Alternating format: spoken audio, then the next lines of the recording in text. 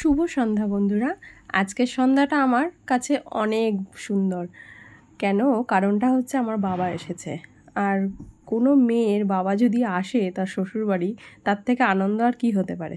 এই যে আমার বাবা ফোনে ব্যস্ত, তো আমার বাবাকে দেখলে আপনারা বুঝতে পারবেন যে কতটা হাসি খুশি মানুষ।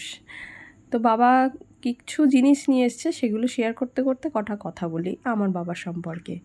আমার বাবা আর্থিক দিক থেকে অনেক দুর্বল হতে পারে, কিন্তু মনটা অনেক বড়।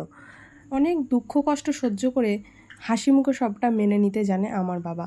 এবং পৃথিবীর সব বাবাই হয়তো এরকমই হয়, তাই না?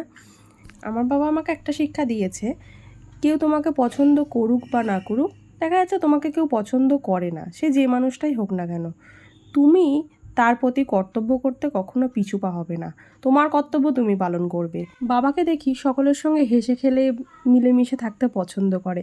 হয়তো বাবাকে অনেকে কেউ পছন্দ নাও করতে পারে, কিন্তু সেটা নিয়ে বাবার কিছু যায় আসে না। কথাই আছে, বাবা মায়ের শিক্ষা বড় শিক্ষা। তবে আমার জীবনে শুধু বাবা মার শিক্ষাই বড় শিক্ষা নয়, আমার জীবনে আরও অনেক মানুষের ভূমিকা আছে। যেমন আমার দাদু, দিদা, মামি, মামা, সবার ভূমিকা আছে। সে এক অন্য গল্প, আমি পরে কোনো সময় বলবো।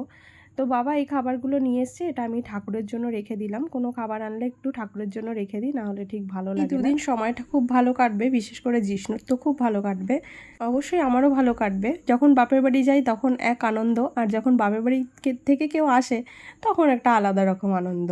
সেটা একমাত্র আমরা মেয়েরাই বুঝতে পারি। টাটা।